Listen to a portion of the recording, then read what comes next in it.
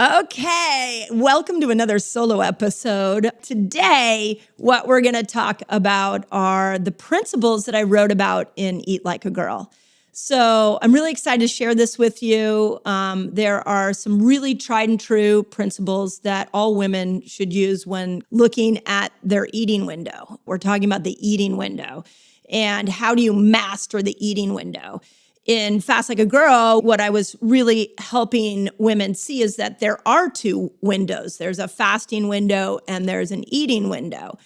And what I realized in that process was so many of you had never thought about the fasting window, which is really cool, and why so many of you got such great results. But then we saw that a lot of you really struggled to go back into your eating window. Food is complex and food has become toxic and our taste buds have been hijacked. And so with Eat Like a Girl, I wanted to give you some guiding principles, just like I gave you guiding principles with Fast Like a Girl. Here we go. Here is the 5 foundational food ideas that really everybody should follow. This one, I've been out doing podcasts talking about the new book. And this one is really what people say to me in the foundational 5 is, well, isn't this good for both men and women? And the answer is yes. But again, the lens in which I see my work a lot through is the female body. So these 5 are musts. And when you lose your way, let's come back to these 5. So here they are.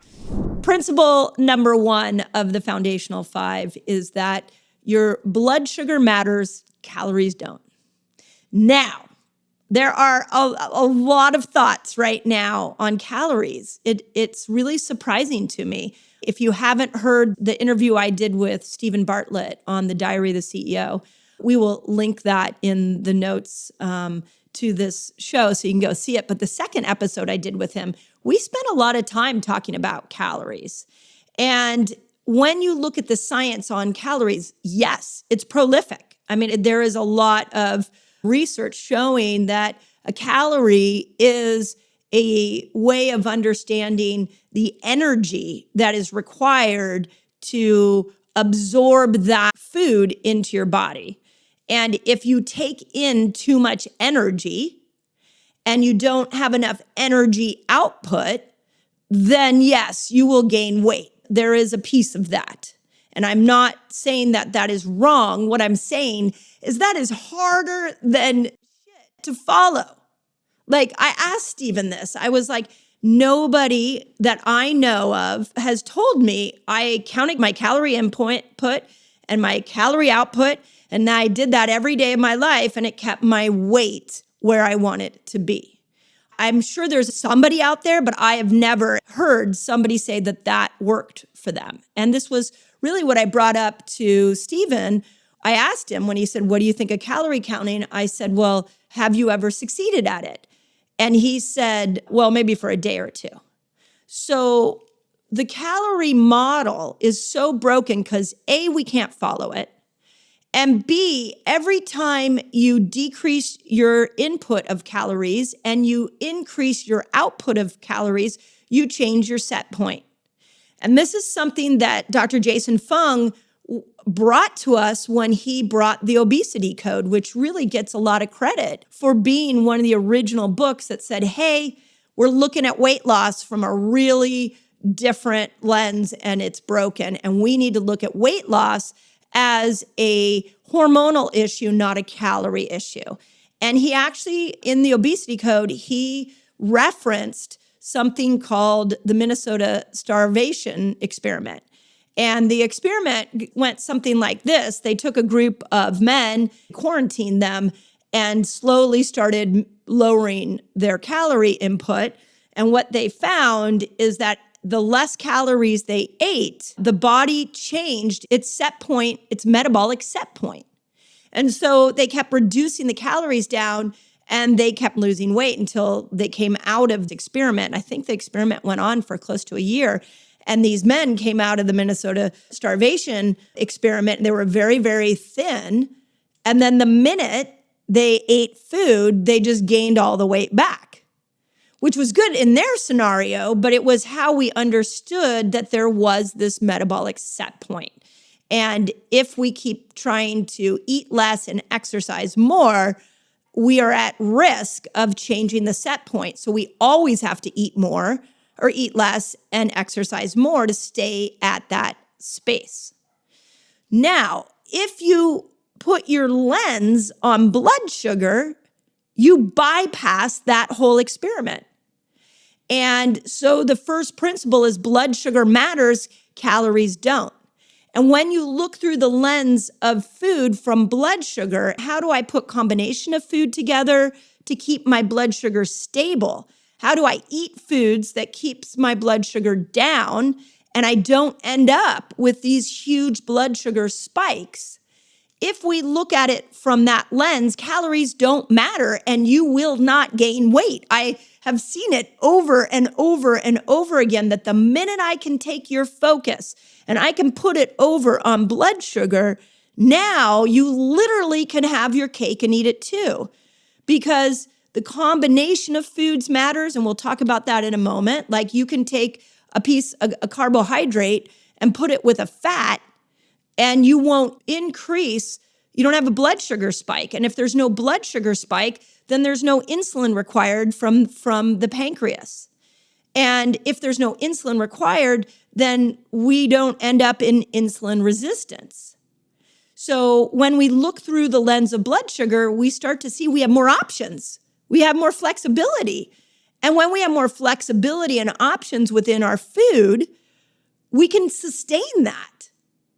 And so what I saw with Fast Like a Girl was so many of you went into this fasted state, pulsing into it, and then you cleaned up the metabolic system. And the people that got the best results with what I taught in Fast Like a Girl, when they switched back into their eating window, they started to notice that they were not gaining weight. And I think I've told this story 1,000 times, but if this is new to you, when I first started teaching this metabolic switch within my clinic, what I noticed was that people would go on vacation and they would come back in and they would say to me, "Oh my God, you have no idea how much I ate on vacation. That was wrong. But I came home and I didn't gain a pound." And that's because I taught them the metabolic switch and how to eat to keep their blood sugar stable and how to tap into the fasted state so that they could keep bringing down the stored glucose and keep getting rid of any glucose that's been stored in fat and make their cells insulin sensitive again. So I really want you to get this because it's freedom. It's food freedom when you just say, I'm not going to look at calories. I'm going to look at everything that I eat through the lens of what is it doing to my blood sugar. As we speak right now, I've got a blood sugar reader on, and I wear one. I used to wear one twice a year, and I'm now wearing it like once a month because I'm just looking and watching how my food combinations are. It just keeps me in check. So it's the greatest measurement. It's better than the scale. It's better than counting calories. It's a measurement of real-time action of what my food is doing to my blood sugar. So, and I think blood sugar has gotten a lot of attention, which is great. I think we are hearing this more and more. You can go and listen to the podcast interview I did with the glucose goddess, and she has brought so many of this message to so many of us in a brilliant way. So there's a lot of people saying this, which is why it had to be the first foundational rule was I want to get you off calories. I talked about it in Fast Like a Girl. I was like, I want to get you all off this. But I understand that if you've been a calorie counter for a large part of your life, it's scary because calories was control. And so now what I want you to do is if you're going to want to have some control over your food, have control over your blood sugar. And again, we will put links to my favorite blood sugar reader in this. And if you want to know more about all the nuance around blood sugar, please message us and let us know. And maybe I'll just do a whole solo podcast just on all the ways you can analyze your blood sugar. But foundational principle number 1 is pay attention to your blood sugar. Your blood sugar matters, calories don't. Okay. Principle number 2 of the foundational 5 is eat nature's food, not human-made food. So this is another one that's not necessarily unique, but it's mandatory. Just like when I went to go Eat Like a Girl, I was like, we have to get some of the old thinking out of your brain, but I can't just tell you this is bad. I want to replace it with some new thinking. So if you want to control something, control blood sugar.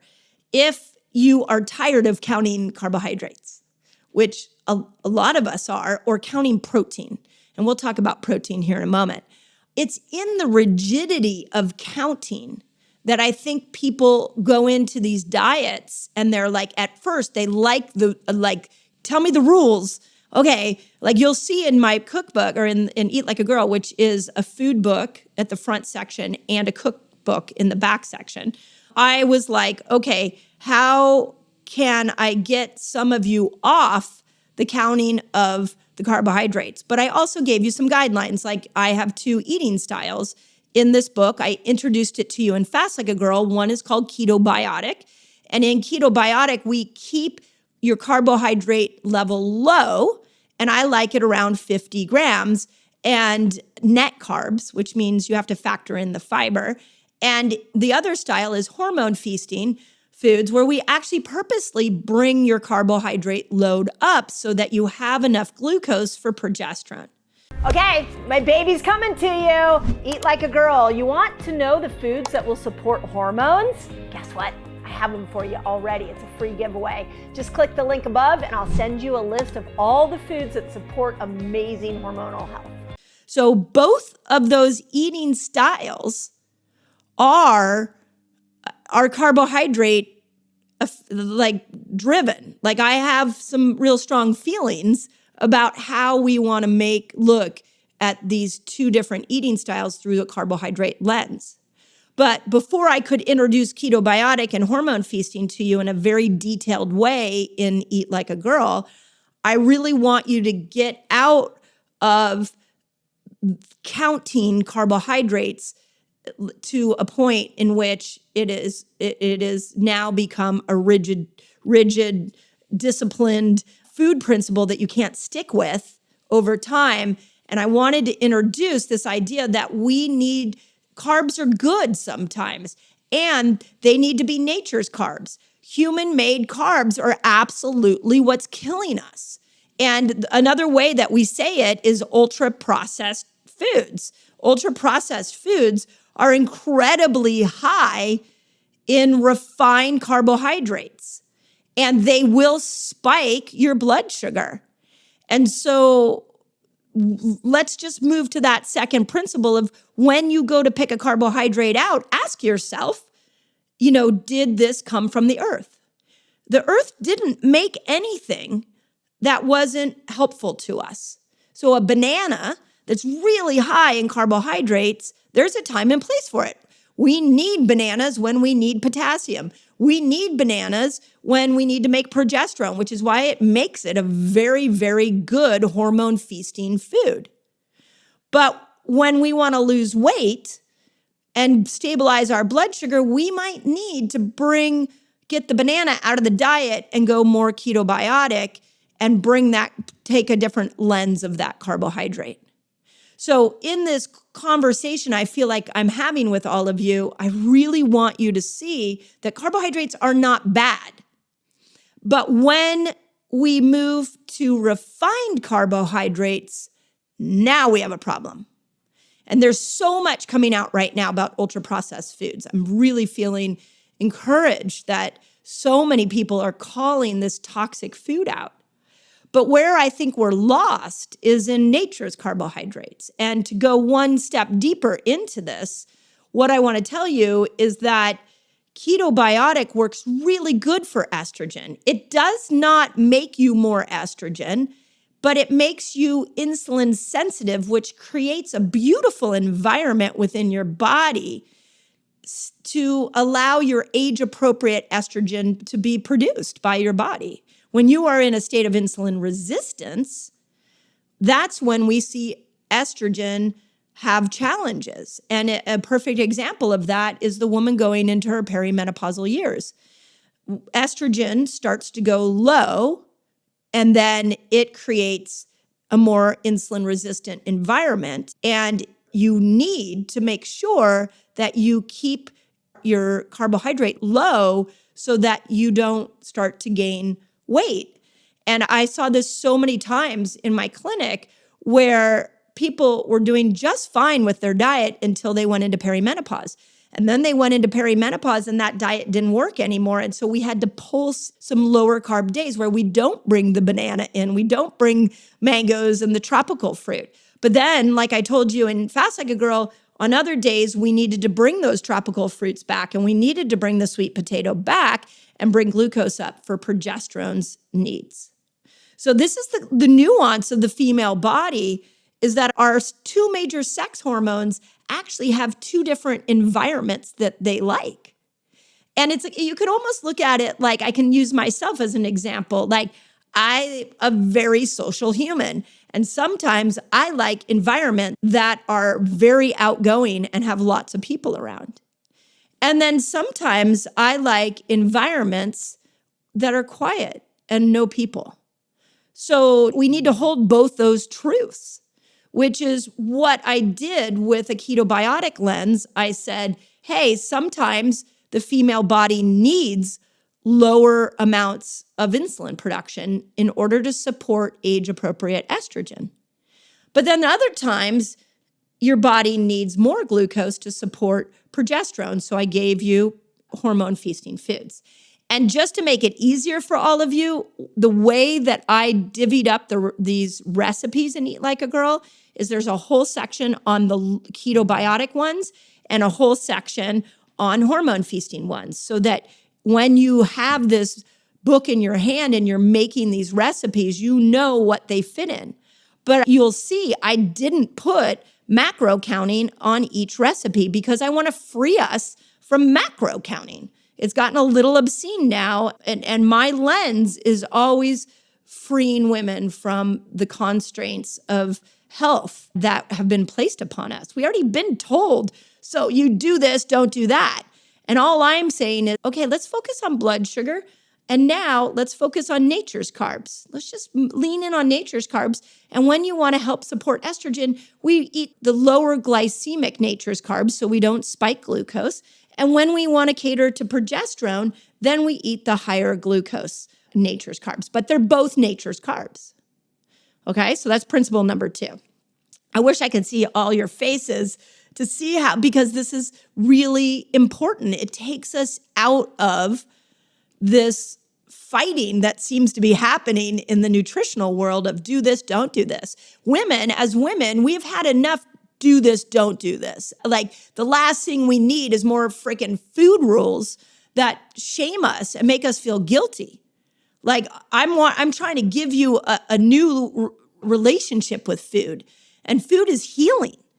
And when we want to heal our estrogen system, we lean into the foods that are lower on the glycemic index. And that means carbs that are more like lettuces. And you'll see I have lists after list in here of here are the carbs that estrogen loves.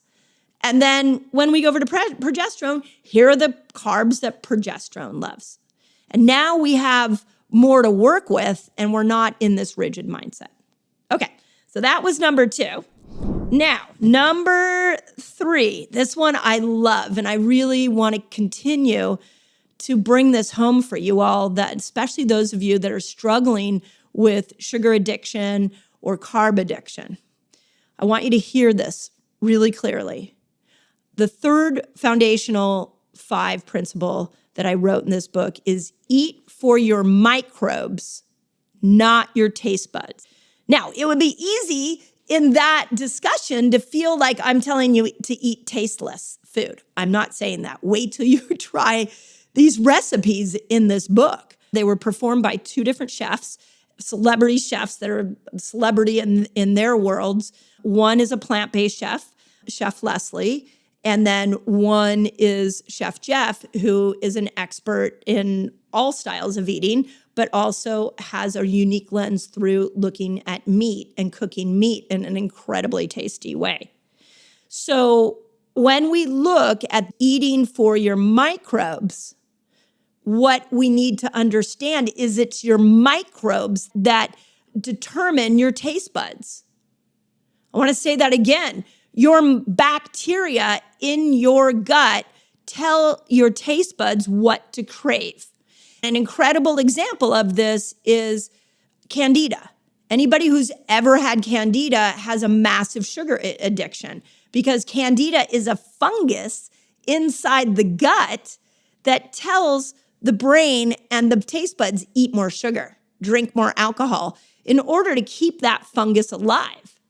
But if you starve out that fungus, you no longer get those signals. And I am living proof of it. When I was in my 20s and I had chronic fatigue syndrome, the first thing I did was go on a Candida diet. And when you Eat Like a Girl, I wrote a beautiful acknowledgement to the doctor that taught me this because I was craving carbs and carbs were causing me to gain weight at this time. And they were suppressing my immune system, which was causing Epstein-Barr virus to accelerate within my body. And this incredible doctor put me on a Candida diet, which was meat and vegetables, basically. And within 2 weeks, I started dropping weight and I started getting my energy back and my taste buds changed. I stopped craving sugar. So if we go and make choices through the lens of the microbiome, then now we are repopulating the microbiome. And the microbiome is so key for breaking hormones down. When I feed more and more of the bad bacteria, I get more and more bad cravings. There's also some really interesting research on chocolate. They found the strain of bacteria that makes you crave chocolate. I also found a study, and if you listen to the episode I did with Dr. Kate Shanahan about fat, I found an interesting study that fats, and you'll go listen to that episode. We dove into the study to see if it was toxic fats. They didn't say. My suspicion is it's toxic fats. The toxic fats start to change the microbiome and cause an upregulation of bad bacteria that shut off GLP-1, which is this semaglutide that everybody's all excited about because if you can upregulate GLP-1, you can kill hunger.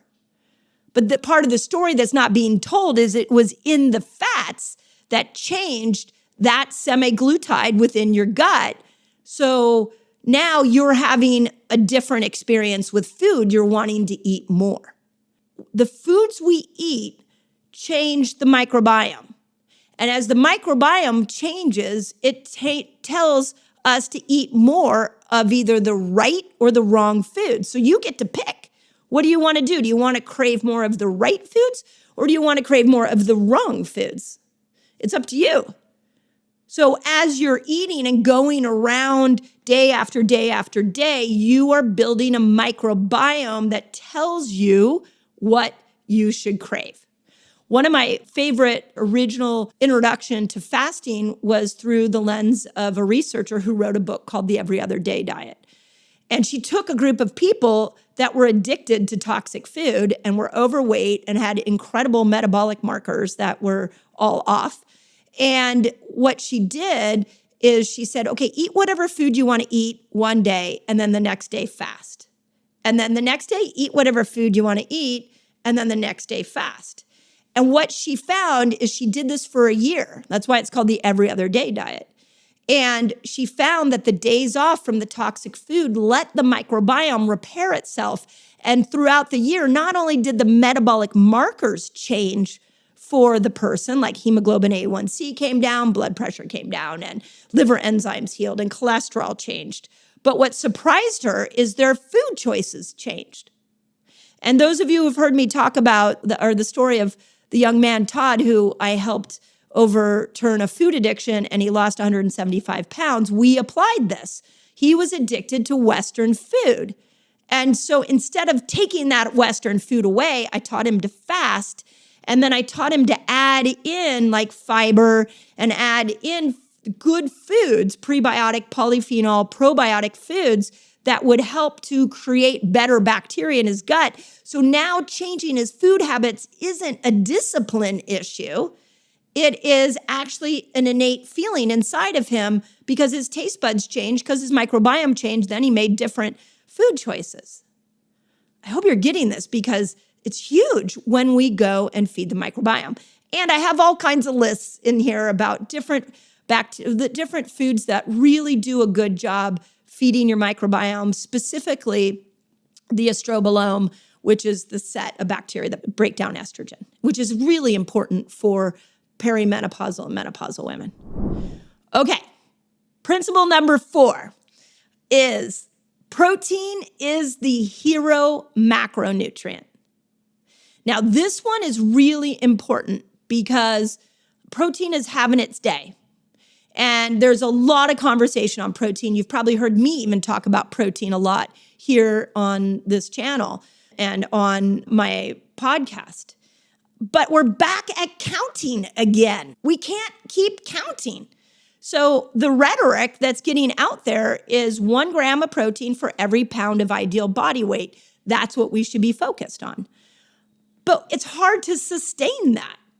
So I want to just flip that and say, protein is the hero. So when you're looking to put food together in combination, and when you're looking at a day's worth of eating, ask yourself, do I have protein at every meal?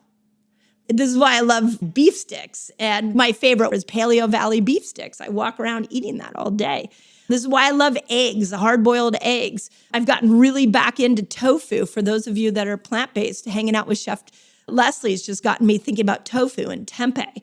And I'm bringing back a lot of different sources of protein, knowing it's the hero nutrient. But I'm not counting because I know I'm going to lose focus and I can't sustain the count. So when we come to the protein model, we want to make it front and center. It's like the main actress that we're looking at when we look at a meal. But then we need supporting actresses too, which is why we need things like fiber.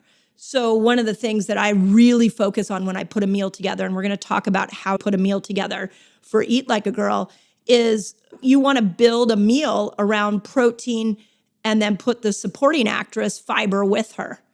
And if you're doing that at every meal, now you're in sync with your hormones. But again, I've said this over and over again, but it's such a good quote, which is you don't need motivation to stay healthy, you need momentum.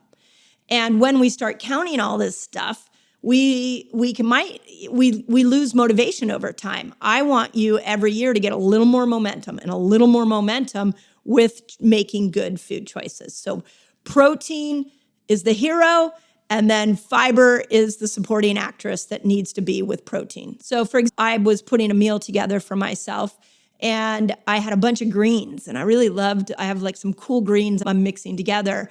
And I was looking at my options for protein in my house. And I found a can in my house of sustainable tuna that we are starting to, I studied heavy metal toxicity for many years. In my clinic, we did tons of heavy metal toxicity. And the minute I learned about mercury and how much mercury is in tuna, then all of a sudden I was like, no more tuna. But then I learned about certain tunas coming from certain waters don't have as high a mercury content, and these tunas have been tested. So now I'm bringing tuna back because tuna has some other nutrients in there that can be really helpful. So I'm always varying my protein sources. So if you are a meat eater, like I will look at they have some really cool meats that are like ancestral blends where they put grass-fed beef with some organ meat in there. And it's a great way to get the organ meat in because I don't know about you, but the organ meat's not very tasty for me. So you mix it in with other things. So there's also buffalo meat and there's different types, there's several different types of poultry. And so the goal with protein is this diversity of it, of like bringing in as much different sources because the amino acid profile will be different, but then also making sure that we're putting fiber with it because fiber, as I've taught you all, acts like a net where it slows down the glucose response. Then it feeds the microbiome. It was a really yummy salad. But I put it together through this lens of these things I'm teaching you. And one of them is protein's the hero macronutrient. Okay. Now, number 5. This one is really important because some of you still are in this lane. And I feel like as a culture, we're starting to get out of the lane, which is fat doesn't make you fat. But the wrong fat does make you fat. So just like I'm trying to repattern the way that we look at carbohydrates, let's stop the counting. Let's focus on natures. With fat, the low-fat movement was the beginning of the obesity epidemic. So what we want to do is we want to make sure we engage in the right fats. And I've brought you lots of people on this podcast, one being Kate Shanahan, to talk about the impact of bad fats and to lean into the good fats. And again, make sure you go and listen to that because she has a list, and we talk about it in the podcast interview about what are the appropriate fats. And I also put lists of bad fats and good fats in Eat Like a Girl. But let's not fear the carbohydrate and let's not fear fat. Let's just get educated on those. So when you eat the right fats, you are providing a nutrient that your body needs. So one of the guiding principles I wrote in Eat Like a Girl is called the Key 24. And in the Key 24, these are the 24 nutrients that you need to be able to make hormones. And one of those nutrients is omega-3 fatty acids. So you need omega-3 fatty acids in order to make hormones. But then you also need polyphenols to support the set of bacteria that break that hormone down. And one of the best polyphenol-rich foods is olive oil. So we don't want to fear fat. We just want to, in our brains, separate out that there are fats we avoid and there are fats that we lean into. Same concept, right? There are carbs we avoid and there are carbs we lead into. It's rhythmic. I hope you see there's a pattern here of rhythm. Sometimes we fast, sometimes we don't fast. Sometimes we work hard, sometimes we rest, right? Like everything is cyclical. Okay, check this out. I have a free fasting guide for you all. It's free, and it's going to teach you all the basics of fasting. It's going to teach you how to kill hunger when you fast, which is really cool, and it's going to show you how to break your fast, among many other things. All you got to do is click on this link right here and enjoy. So fat doesn't make you fat. You need fat. You need the right kind of fats, not the wrong kind. And this is the thing, if those of you that are in my Reset Academy, I've been really talking recently a lot about stop making a reel on socials, these 90-second clips. Don't build your health habits around these 90-second clips. And the reason I say that is because they should be ahas. You see a 90-second reel and you should be like, oh, that's interesting. Let me go and find the deeper information. And I think I've done this on a solo episode with you all before. And the reason that we lose our way when we start to look for soundbite information is because you're not getting the nuance that I'm now giving you.